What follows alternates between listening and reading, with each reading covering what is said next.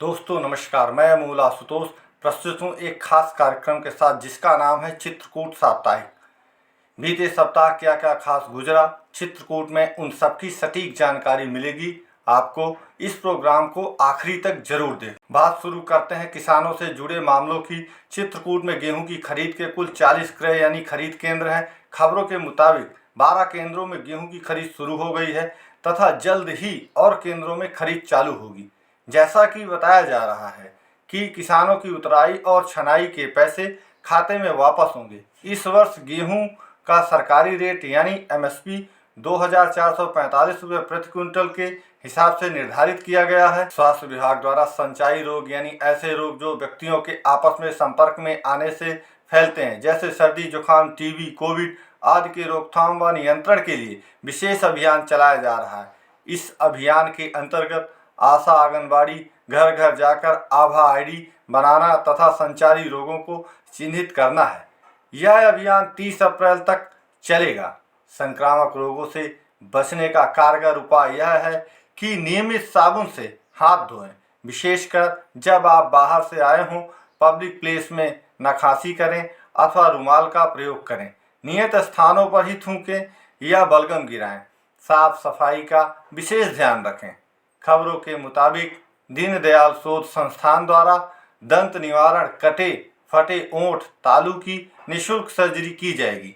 पंजीकरण 10 अप्रैल तक होगा तथा 20 से 28 अप्रैल तक शिविर लगाकर उपरोक्त इलाज किया जाएगा। विस्तृत जानकारी के लिए दीनदयाल शोध संस्थान में संपर्क करें। जैसा कि आप सब जानते हैं, गर्मी का मौसम आ चुका है और साथ ही जंगलों में आग लगने की घटनाएं भी सामने आने लगी हैं। खबरों की माने तो गत सप्ताह मानिकपुर रेंज के चमरौहा, सकरौहा, बरगढ़ रेंज तथा देवांगना घाटी के जंगलों में आग लगने की घटनाएं सामने आई हैं।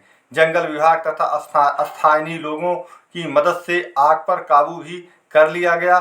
जंगल में आग लगने के ज़्यादातर मानवीय कारण ही होते हैं। अगर चित्रकूट की बात करें तो कुछ लोग मधुमक्खी का शहद निकालने के लिए जो धुआं करते हैं उससे भी आग फैल जाती है। वहीं दूसरा कारण महुआ बीनने के लिए महुआ के पेड़ के नीचे के घास तथा झाड़ फूस को साफ करने के लिए भी कुछ लोग आग लगाते हैं, जिससे आग जंगल में फैलने की आशंका बढ़ जाती है।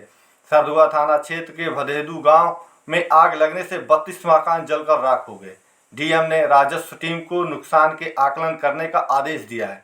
बताया जा रहा है कि आग इतनी तेज थी कि लोग अपना सामान तक नहीं उठा पाए।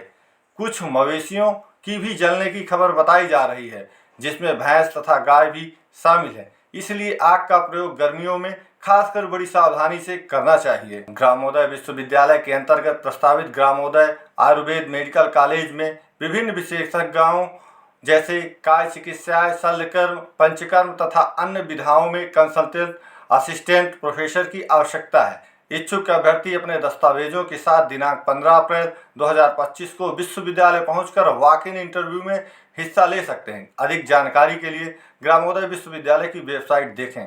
इस सप्ताह के लिए इतना ही। ऐसी ही महत्वपूर्ण जानकारियों के लिए हमारे चैनल को लाइक और सब्सक्राइब करें। धन्यवाद।